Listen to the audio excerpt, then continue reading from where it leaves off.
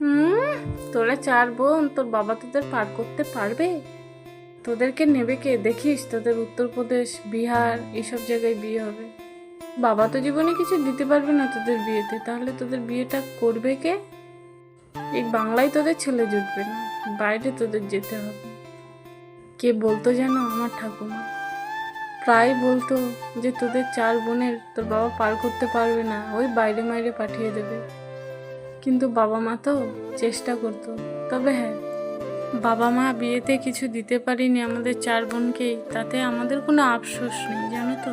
আমরা ভালোই আছি, জানো তো। মেয়েরা, সন্তানরা যদি সুখে থাকে, বাবা মা যেমন আনন্দ পায়, বাবা মা ভালো থাকলে, সুস্থ থাকলে, সুখে থাকলে, তেমনই সন্তানরাও আনন্দ পায়। আঘাত দিয়ে কথা বলার আগে না কেউ ভাবে না যেই কথাটা বলছি তার আঘাত লাগবে, সে কষ্ট পাবে। যে ঠাকুমা এরকম কথা বলতো, ভাবা যায়? এখন আর বাবা মার বাড়ি সেরকম করে যাওয়া হয় না, কাজের চাপে সমস্ত কিছুই আর উঠে গেছে। ইচ্ছে করে যেতে, কিন্তু যেতে পারি না, সময় পাই না। বাবা মা ফোন করে, আয় একদিন ঘুরে যা। আমি তো গেলে একদিনের বেশি থাকি না। যখন আমরা 4 বোন ছিলাম তখন আমার মা বাবা খুব বিরক্ত হতো, ভাবতো কবে পার করবো মেয়েগুলোকে, আমরা একটু একা থাকবো। যদিও এটা সত্যি নয়, তবুও বলতো মুখের সামনে যে তোরা চলে গেলে আমরা বাঁচি। আর এখন কি বলে জানো? যে তোরা কেউ আসিস না কেন?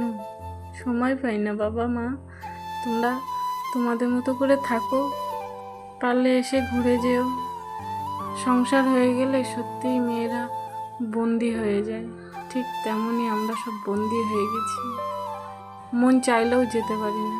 দেখো, সবাই বাবার রাজকন্যা হয়, আমরা 4 বোন কখনো রাজকন্যা হতে পারিনি, তাই আমরা এখনো কোনোদিন রাজরানীই হতে পারবো না।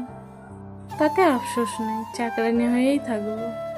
জানো তো, মাঝে মধ্যে একটু ফোন করব, সেটাও ভুলে যাই কাজের চাপে। আমার শাশুড়িকেও একটু ফোন করতে পারি না, মনেই থাকে না, যখন মনে পড়ে তখন আর সময় থাকে না।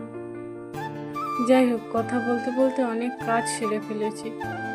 আজ বেশি কিছু রান্না করব না, সমস্ত সবজি কেটে ফ্রিজে রেখে দিয়েছি, বার করি আর রান্না করি। জানো তো, সবসময় না ইচ্ছে করে না সমস্ত কাজ করতে, ওই জন্য যখন সময় পাই, ইচ্ছে হয়, তখন চেষ্টা করি অনেক কাজ গুছিয়ে রাখার।